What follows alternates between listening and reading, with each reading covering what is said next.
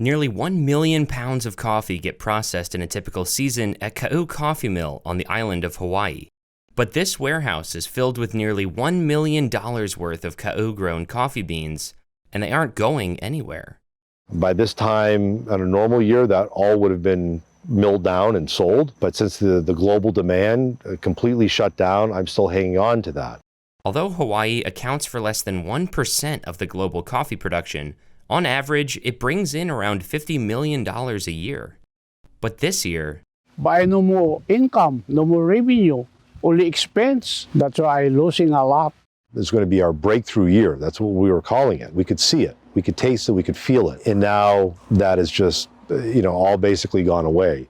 But coffee producers have no time to waste.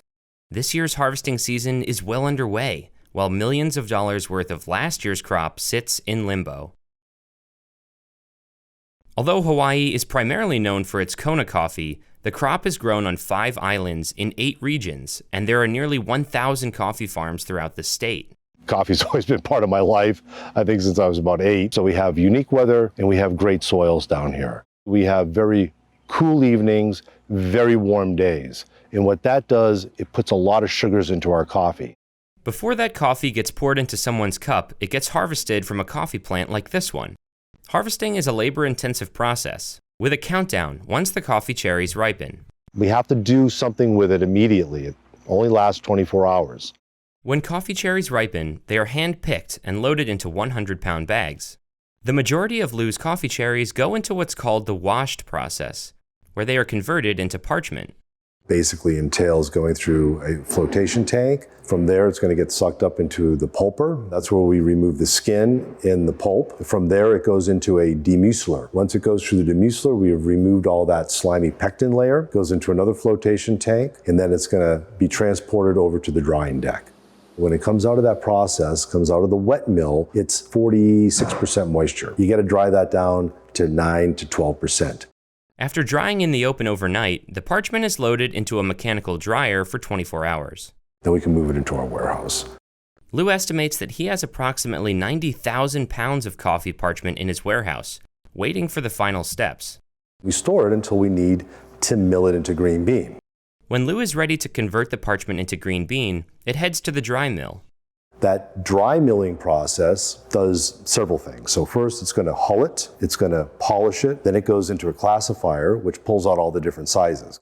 From there, the green bean heads to the gravity table. Beans that are too light because they are overripe, underripe, or damaged by pests float to the top and are discarded. The rest of the top-grade product continues on to the optical sorter, which removes any remaining impurities. Coffee is one of those products that any little defect is going to throw off your cup. This is what will eventually get roasted and become what we know as coffee. In a normal season, Ka'u Coffee Mill will produce close to 160,000 pounds of green bean, which gets sold to coffee shops and roasters throughout the state and internationally. It was up 30% over last year, and then the pandemic hit. So when this pandemic hit, most of the Kona folks kind of had gotten rid of their crop already, where we were just starting to sell. I generally sell most of my bulk product in the first quarter of the year. And by that time, things were already shutting down across the globe. And so that causes a lot of issues. Lou was also forced to close the retail shop on March 19th. I estimate that's roughly a little over $600,000 in lost revenue that we've had just because our visitor center has been shut down. To make matters worse, this year's harvesting season has already begun, while they are still trying to sell off last year's product.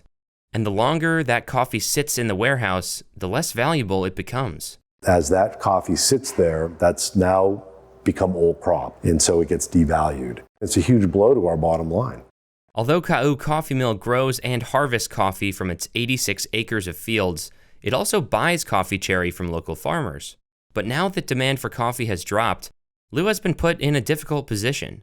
I depend on these guys to sell me coffee, and they depend on me to buy it. So it's kind of this whole symbiotic relationship. And, when one part of that whole system gets disrupted, it can be devastating for the folks down the line. I don't know how long more I can survive without help.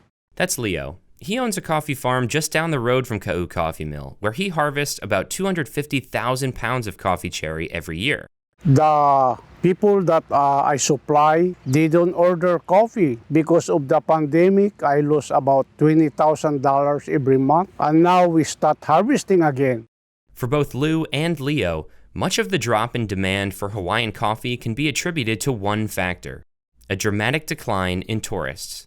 Unlike countries in South and Central America, which can produce coffee at a fraction of the cost and ship their products around the world, the Hawaiian coffee industry is dependent on tourism, and visitor spending totaled nearly $18 billion in 2019. But this summer was different. Visitor arrivals to Hawaii in July 2020 fell by almost 98% compared with the same month last year. People come here specifically because they've either heard about us through family and friends, or they've read about us, or they follow us on our website. Like the retail shop at the mill, many of the businesses Lou and Leo sell their coffee to are dependent on tourists as well. And as visitors to Hawaii dropped, so did the store's demand for coffee.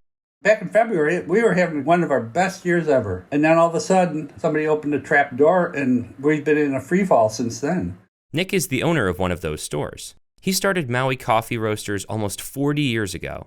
It was established for a need to roast Kona coffee at that time. From there, we just grew. Maui Coffee Roasters buys coffee from farms throughout Hawaii, which it then roasts and sells in-store and to local grocery stores and cafes. One of those farms it buys from is Ka'u Coffee Mill.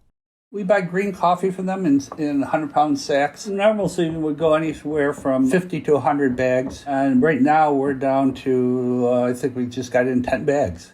At first, we said, well, I guess it's time to close the business. But after a couple meetings, we decided we're going to try to weather it out.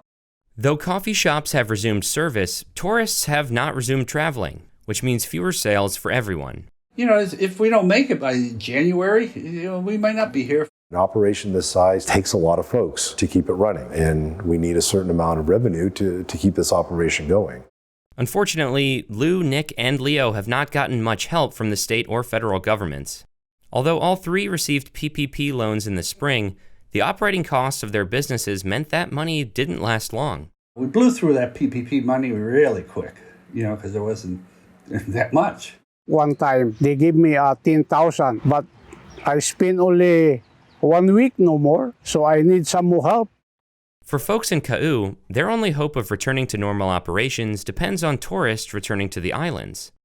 And fortunately, visitors might soon be arriving. Starting October 15th, visitors who test negative for COVID-19 within 72 hours of arriving in Hawaii can avoid a 2-week quarantine period. It's created a whole new atmosphere here just by the people that live here. Everybody's got this hope. All I can say is that Ka'u is a very strong district. The people are strong. They have a long history of being fighters. I know that tourism will eventually come back to Hawaii. I don't think it's going to be a quick rebound. It's going to be a slow recovery, but we will recover.